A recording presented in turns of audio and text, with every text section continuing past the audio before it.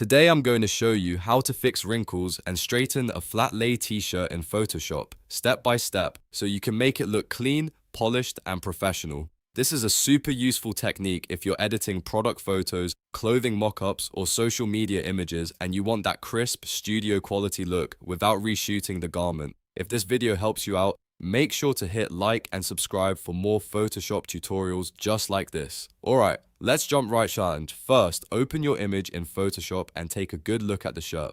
Before you start removing wrinkles, you want to straighten the overall shape so the shirt sits naturally and looks balanced. To do that, press Ctrl+T on Windows or Command+T on Mac to enter Free Transform. Now right-click on the image and choose Warp. This gives you control over the edges and allows you to gently reshape the shirt. Carefully adjust the corners and sides so the shirt looks straighter and more even. The goal here is not to distort it, but to make it look neatly aligned and presentable. Once the shirt is properly straightened, it's time to deal with the smaller wrinkles. For quick cleanup, select the Spot Healing Brush tool by pressing J. This is great for tiny folds, creases, and blemishes that stand out on the fabric. Zoom in a little bit and brush over the small wrinkles one by one. Photoshop will automatically blend those areas with the surrounding texture, which helps smooth out the fabric without making it look unnatural. Take your time with this step and work in small strokes so you don't remove too much detail. Now for the bigger wrinkles, you'll want a slightly more controlled method. Select the lasso tool by pressing L and carefully draw around the wrinkled area you want to soften. Try to keep your selection close to the problem area so you only affect the parts that need fixing. After making the selection, go to Filter, then Blur,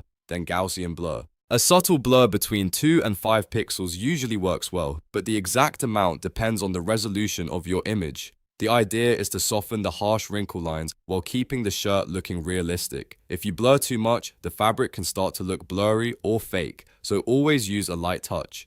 Next comes one of the most important steps, restoring texture. When you remove wrinkles, it's easy to lose the natural fabric detail, and that can make the shirt look flat in a bad way. To bring the texture back, duplicate the layer by pressing Ctrl+J, then go to Filter, Other, and choose High Pass. Set it somewhere around 1 to 2 pixels, depending on the image size. You should see the texture details stand out in a grayish preview. After that, change the layer to blend mode to Overlay. This helps restore the shirt's fabric detail and gives it a more natural finish. It's one of the best ways to keep the image sharp while still removing those distracting wrinkles. After that, do a final cleanup pass. Select the Clone Stamp tool by pressing S and use it for any stubborn folds or harsh lines that still remain. The Clone Stamp is especially helpful when you need more precise control over a wrinkle that the healing tool didn't fully fix.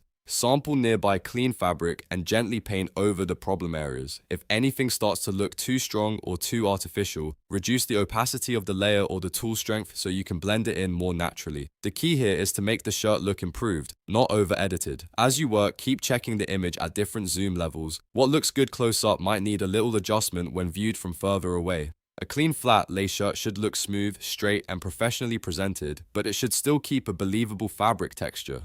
So don't overdo the smoothing. A realistic result is always better than a perfectly airbrushed one. And that's it.